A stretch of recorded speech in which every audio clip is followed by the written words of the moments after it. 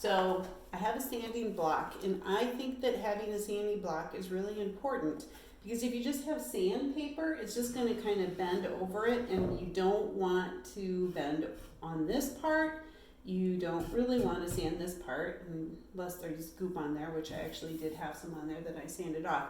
You really want to go at a 45-degree angle, and this will hold it nice and firm right there. So you just go like this and sand off that extra paper. So can you see the edge here? Let me try moving this a little. There, hopefully you can see that now. There's this extra paper right here. And so then, try not to block it with my hand. It really opens off really nice. I do have pretty coarse sandpaper.